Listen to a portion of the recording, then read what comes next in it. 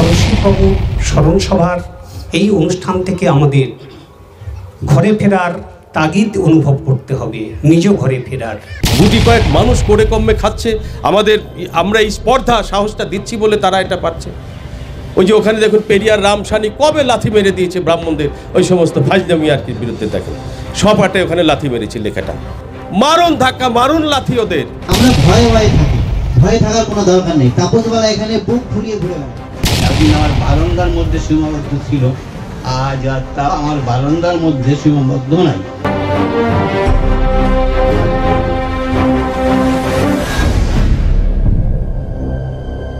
আজকে ভালো জামা, ভালো পোশাক, ভালো খেলোয়াড়, সকালবেলা মর্নিং ওয়াক, রবিবারে কত খাবার দাবার ইত্যাদি ভুলে গেছি আমরা। এসব বলতে গেলে আশ্চর্য হয়, লজ্জা করে। সেই সমস্ত বন্ধু স্বজনেরা আমাদের অবজ্ঞা করেন, আমাদের নিয়ে ক্রিটিসাইজ করেন। করতে থাকুন, কিচ্ছু যায় আসে না। সময়ের গতি, এই প্রবাহ একদিন আপনাদেরকেই ধীরে ধীরে নর্দমায় ফেলবে। সত্য ইতিহাস কখনো লুকিয়ে রাখা যায় না। এই ইতিহাস এখন এগোচ্ছে সামনের দিকে। কারণ ভয় নেই বন্ধুরা, আমাদের লোকেদের বলছি, আমাদের লাঙল এখন কলম হয়েছে। ফলে এই কলমকে আর রোখা যাবে না, এটাকে আর আটকানো যাবে না। কারণ এটাই তো প্রকৃত ইতিহাস। ইতিহাসকে রুখবে কে? কার সাধ্য আছে? আজকে রুখবেন, কালকে গজাবে, কাল রুখবেন, পরশুদিন গজাবে। বরং আমি আমার জ্ঞাতি গোষ্ঠী স্বজনদের বলবো, আগে ভাগে ময়দানে নামুন, পূর্বজনদের কাজ করুন, তাদের প্রতি কৃতজ্ঞতা বশত জাতির কিছু কাজ করুন। গোলামগিরি থেকে বন্ধ করুন। গোলামগিরি, দাসত্বের মধ্যে কোনো মুক্তি নেই। মুক্তি হচ্ছে লড়াইয়ের মধ্যে। কারণ এই লড়াইয়ের বার্তা আমাদের হরিচাঁদ দিয়ে গেছেন। দেখুন, সারা পৃথিবীর মধ্যে একটা বিশ্ব রেকর্ড। আজকে যারা এখানে অনেক মার্ক্সবাদী মানুষও আছেন, তাদের আমি চিনি। এই যে লাল রং, লাল পতাকা, কার্ল মার্কসেরও প্রায় 15-20 বছর আগে ভারতবর্ষের প্রত্যন্ত গ্রাম সেই সফলাডাঙ্গা থেকে উড়িয়ে দিলেন সাদা রং আর লালের নিশান। হরিচাঁদ ঠাকুর, বিপ্লবের প্রতীক, শুভ্র শান্তির প্রতীক। যে ধর্ম দিয়ে মানুষকে দাস বানিয়ে, গোলাম বানিয়ে প্রায় 3,500-4 হাজার বছর ধরে পেষণ, পীড়ন, অস্পৃশ্যতা, ঘেন্না, যাবতীয় যা যা কিছু ছিল, এমনকি কুকুর বিড়ালের যে সম্মানটুকু ছিল সেটুকু ছিল না যে মানুষগুলোর। আপনি দেখেছেন, বেশি দূর যেতে হবে না, ইতিহাসও পড়তে হবে না। এটা অস্বীকার করতে পারবেন যারা আমাদের গালাগাল দেন, যারা আমাদের অবজ্ঞা করেন? আপনি যদি বেঁচে থাকাকালীন আপনার ঠাকুরদাকে দেখে থাকেন, স্বচক্ষে দেখেছেন সেই ঠাকুরদার সমাজে কি মানে ঘেন্না, কি অবজ্ঞা, কি অবহেলা, মনে পড়ে এগুলো? যদি ঠাকুরদাকে দেখে না থাকেন, বাবার মুখে তো শুনেছেন পূর্বজনের মানুষের সেই ঘেন্নার ইতিহাস, বাবা তো শুনিয়েছে। তো বাপ ঠাকুরদার কাছে শুনে দেখে যারা নিজের জন্য মেরুদণ্ডটা সোজা করে না, যারা গোলামির মধ্যে মুক্তি খোঁজে, দাসত্বের মধ্যে মুক্তি খোঁজে, সে মানুষগুলোর কি বলা যায় বলুন? কি ভাষায় কি করা যায়? গুটি কয়েক মানুষ করে কমে খাচ্ছে, আমরা এই স্পর্ধা সাহসটা দিচ্ছি বলে তারা এটা পারছে। ওই যে ওখানে দেখুন পেরিয়ার রামসানি কবে লাথি মেরে দিয়েছে ব্রাহ্মণদের, ওই সমস্ত ফাজলামি আর কি বিরুদ্ধে দেখেন সপাটে ওখানে লাথি মেরেছে লেখাটা। ছবি তুলুন মোবাইলে, দায়িত্ব নিন, 100 জায়গায় এটা ছেড়ে দিন। এটাও একটা বিপ্লব। আজকে সোশ্যাল মিডিয়ার যুগে না, এই চুপচাপ এলেন, বসলেন, অনুষ্ঠান হলে, এটা না, সাহসটাকে জাগান। ওই ছবি তুলুন আর একজন দায়িত্ব নিয়ে না 100 জায়গা করে পোস্ট করবেন। এটাও লড়াই। যে এই আমাদের গাজল এখানে হলো, দিন ছড়িয়ে চারদিকে, ওই 100 থেকে 500, 200, 600 এরকম ছড়াতে থাক, মানুষ জানুক। যারা সরস্বতীর পূজা প্রসাদ খেয়ে ভাবছেন ছেলে মেয়েকে বিদ্যা দেবেন, ছাই, কিছু হবে না। হয়েছে কোনো দিন বলুন? আম্বেদকরের সংবিধান রচনার আগে আপনারা পুজো পার্বণ দিয়ে বহু কিছু করেছেন। এই সংবিধান আসার আগে বিদ্যালয়ের বারান্দায় যেতে পেরেছেন? ছেলেকে শিশুকে বঞ্চিত, আপনার অধিকারই তো নেই ছেলেকে ওখানে মেয়েকে নেওয়ার। শুধু অধিকার হচ্ছে গোলামগিরি করবেন আর ব্রাহ্মণের পদসেবা করবেন, এই তো ছিল আপনার কাজ। সেখান থেকে আজকে স্কুল কলেজে যাবার যে অধিকার, যে এন্ট্রিটা দিল যে মানুষ, তারপরেও দেখেছেন মানুষ তাকে পূজা করছে না। আজকের দিনে তো পূজিত হওয়া উচিত বাবা সাহেব ডক্টর বি.আর. আম্বেদকর, পূজিত হবে গুরুচাঁদ ঠাকুর, পেরিয়ার রামস্বামী নাইকার। পূজা পাচ্ছে কে? সরস্বতী, একটা কাল্পনিক। তাহলে আমি যদি প্রকৃত মতুয়া হই, হরিচাঁদের ভক্ত হই, তাহলে আমি কি করে ব্রাহ্মণের, আমার জিভটা লক করে কি করে ব্রাহ্মণের পদসেবা দেওয়ার জন্য, তার কাছে মন্ত্র নেওয়ার জন্য আমার শরীর রিরি করে কেন? তো হরিচাঁদ ঠাকুর নিষেধ করেছেন। সব ধান্দাবাজ, স্বার্থলোভী। আর আমি কিন্তু হরিচাঁদের শিষ্য হয়ে, ভক্ত হয়ে, অনুগামী হয়ে ওই সব করে বেড়াচ্ছি ব্রাহ্মণ ডেকে এনে, মারুন ধাক্কা, মারুন লাথি ওদের। শাসক বর্বর, অসভ্য। ব্রাহ্মণ রচিত যত অভিনব গ্রন্থ, ব্রাহ্মণ প্রধান মার্কা বিজ্ঞাপন যন্ত্র। তাহলে ব্রাহ্মণ রচিত গ্রন্থ কোনগুলো? 4খানা বেদ, 18খানা পুরাণ, গীতা, রামায়ণ, মনুসংহিতা ইত্যাদি যা কিছু আছে সব ওদের লেখা। ওগুলো হচ্ছে ওদের রাজনীতি, ক্ষমতা দখলের সংবিধান। একটাও ধর্মগ্রন্থ নয় ওগুলো। ধর্মগ্রন্থ যদি হয় তাহলে এক শ্রেণীর মানুষ ওপরে, এক শ্রেণীর মানুষ মাঝে, আর এক শ্রেণীর মানুষ শূদ্র, কাজ ভাগ করে দেওয়া হচ্ছে। এটা ধর্ম না, এটা রাজনীতি, মনে রাখবেন। এটা নোংরামি। পৃথিবীতে এরকম নোংরামি বিরল, কোথাও নেই সারা ভারত পৃথিবীতে। আমি 2-3টে কথা বলবো বাস। তাপস বালা আমার বন্ধু, তার বাবা আজকে আমাদের মধ্যে নেই, ফিজিক্যালি নেই। তো তার সঙ্গে আমার অনেক দিনের পরিচয়। আমরা এখানে গাজলে প্রথম বিশেষ করে SC/ST সংগঠন তৈরি করার পরে তাপস বালার হাত দিয়ে গৌতম বুদ্ধ গাইডেন্স একাডেমি প্রথমবার যে গ্রামের ছেলেরা, মেয়েরা যারা 7-8-এ ক খ লেখার ঢং ছিল না, তারা চাকরি করছে। আমাদের সামনে আছে হরসুদ বিশ্বাস বাবু, উনি মাঝে মাঝে আমাদের সঙ্গে আসতেন, এখন দেখতে পাই না, হয়তো আমরা যোগাযোগ করতে পারি না তাই জন্য। তো এখানে আজকে যে ছেলেগুলো এসেছে ভারতবর্ষের বিভিন্ন প্রান্তে, বিশেষ করে রেলে তারা চাকরি বাকরি করছে। আর এটা সম্ভব হয়েছে একমাত্র তাপসের জন্য।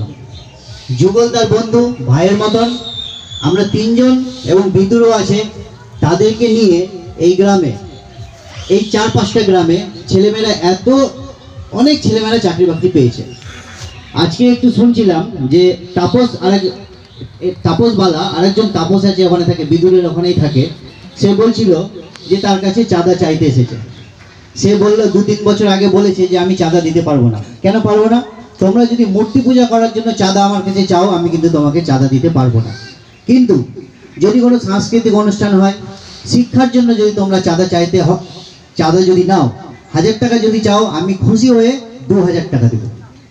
এই আন্দোলনের ফল। আজকে তাপস এখানে দাঁড়িয়ে এত বড় অনুষ্ঠান করছে। প্রথমবার যখন আমরা স্মরণ সভা করি, আমি এইখানে যখন থেকে আমি এদের টাচে আছি, তখন মানুষ আসতে চাইতো না। আজকে তাপসের কাছে জিজ্ঞাসা করলাম কত লোক আসবে, বললো প্রায় 600 জন আসবে। তো স্মরণ সভায় লোক আসবে না আসবে না, এখন বলুন, আপনারা বলুন, আসছে তো? আমরা ভয়ে থাকি।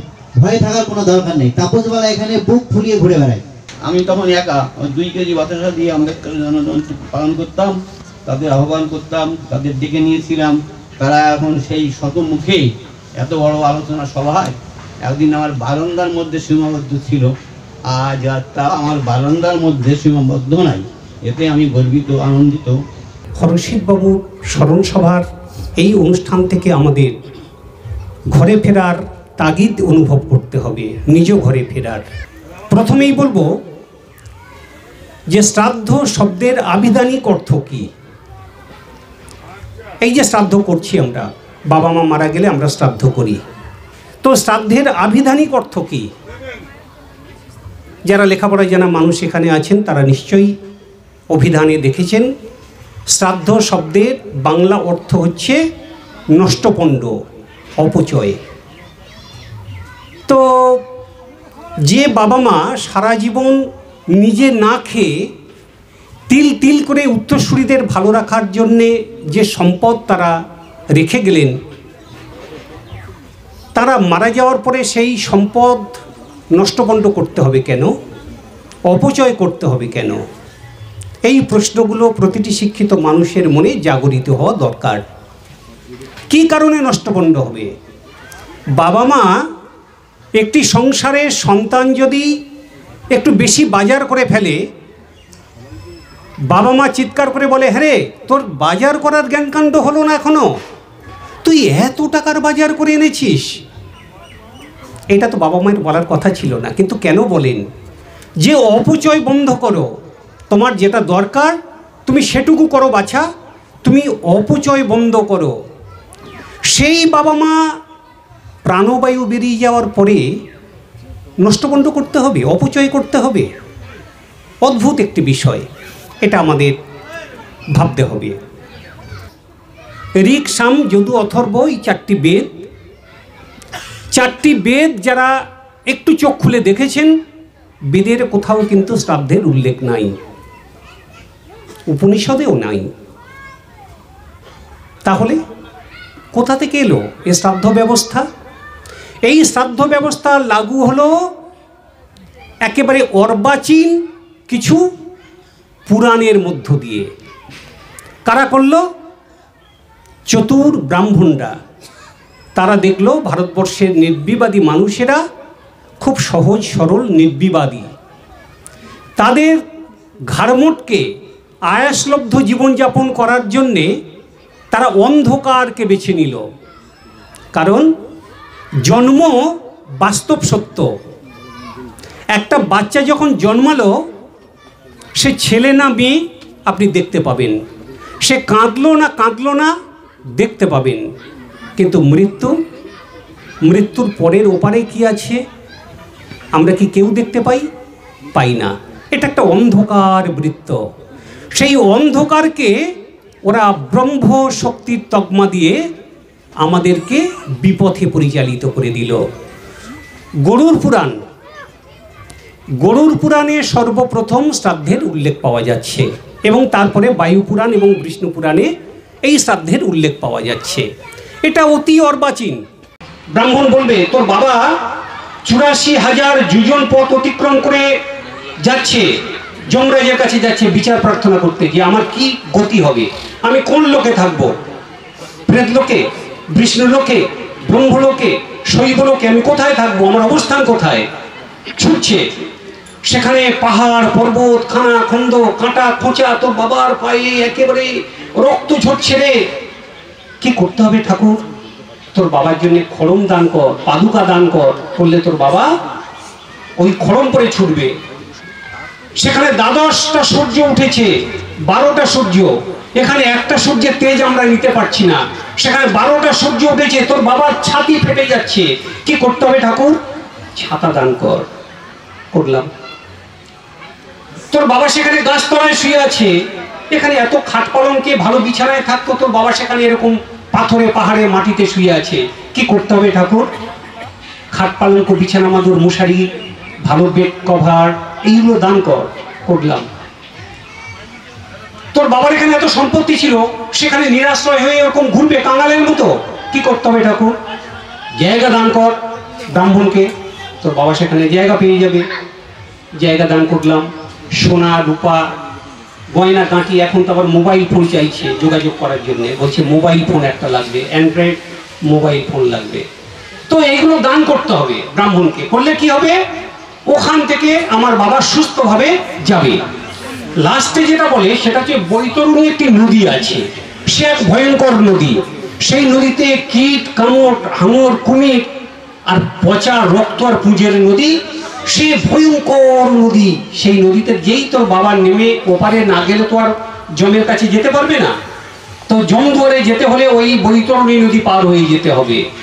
কি হবে ঠাকুর? বাবা মা বললে তোর বাবা মাকে খুবলে খুবলে খাবে সব, ওই কীট কামড় পতঙ্গ ওইগুলো সব খুবলে খুবলে খাবে। ঠাকুর কি ব্যবস্থা করা যায়? একটা বেশ ধৃষ্টপুষ্ট গাভী দান করতে হবে। গাভী, বৃষ নয়, গাভী দান করতে হবে। করলে কি হবে? তোর বাবা লেজটা ধরবে, ধরে চা করে চলে যাবে ওপারে, একেবারে চা করে ওই গাভী নিয়ে তুলে দেবে।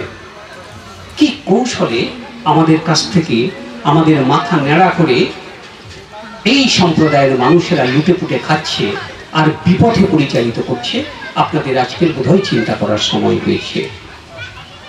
তো আজকের এই যে স্বর্গের লোভ, যার জন্য এত কিছু করলাম, সব নিয়ে গেল ব্রাহ্মণ।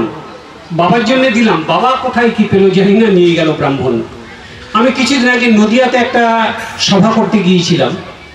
যে ভদ্রলোকের বাড়িতে ছিলাম, দেখলাম শুধু ওই থাকার জায়গাটুকু আছে, আর কোনো জায়গা জমি নেই, অথচ প্রচুর জায়গা চাষ হয়েছে, সেসব নয়নাভিরাম সবজি সরিষা চাষ হয়ে আছে। তাই আমি বললাম, হ্যাঁ গো, তোমার জায়গা জমি নেই কেন? কি হলো? বললো, কাকাবাবু আমাদের 35 বিঘে সম্পত্তি ছিল। হলো কি? কি করলে? সব বিক্রি করে খেলে?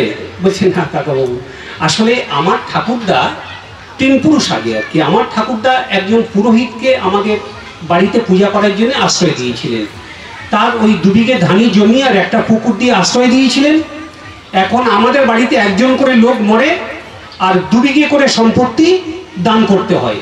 এই দান করতে করতে 35 বিঘে সম্পত্তি বাবা সব এখন বামনরা মালিক হয়েছে, আমরা কিছু নেই গো বাবা। এইভাবে আমাদের জোকের মতো শোষণ করতে করতে এই শ্রাদ্ধ ব্যবস্থার মধ্য দিয়ে, সামাজিক ব্যবস্থার মধ্য দিয়ে আমাদের টেনে নিয়ে যাচ্ছে।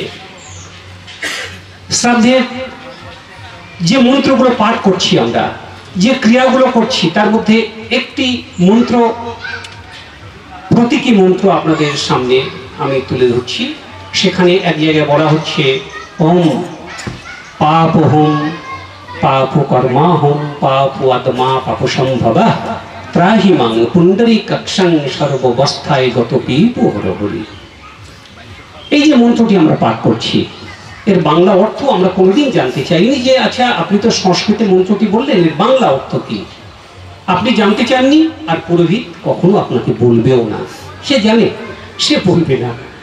ওম মানে আমি, পাপ হোম মানে আমি পাপী, আমি নিজে স্বীকার করে নিচ্ছি, ওরা আমাদের দিয়ে স্বীকার করিয়ে নিচ্ছে। ওম আমি, পাপ হোম আমি পাপী, পাপ কর্মা হোম আমার সমস্ত কাজ পাপপূর্ণ। আপনি চাকরি বাকরি করছেন, ব্যবসা বাণিজ্য করছেন, যা করছেন সব পাপপূর্ণ। পাপ কর্মা হোম পাপ আত্মা আমার ভিতরের যে পরমাত্মা আছে সে পাপী। পাপ সম্ভবা আমার পূর্বপুরুষগণ সবাই পাপী ছিলেন। ত্রাহিমাং রক্ষা করো, পুণ্ডরী কাক্ষং ব্রাহ্মণ রূপী দেবতা, সর্ববস্থায় স্থানকাল পাত্র ভেদে হরহরি, তুমি হরি হয়ে আমাদের সব হরণ করে নাও। কি সুন্দর না? আপনি তো নিজে মুখে তো আপনাকে হরণ করে দেওয়ার প্রতিশ্রুতি দিয়ে দিলেন যে হে বাবা আমরা সব পাপী, আমাদের কাজ সব পাপপূর্ণ, আমরা একেবারে অচ্ছুত অপবিত্র নোংরা, তুমি পরিত্রাতা হয়ে আমাদের সব হরণ করে নাও। হরিচাঁদ ঠাকুর আমাদের কি শিক্ষা দিয়ে গেলেন? বেদ বিধি শৌচাচার নাহি মানিতাই। আর আমরা কি অবলীলায় সেই বেদকে মাথায় করছি, সেই বিধিকে মাথায় করছি, আর সেই শৌচাচারকে পালন করে চলেছি অক্ষরে অক্ষরে ব্রাহ্মণ্যবাদীর জাঁতা করে পড়ে।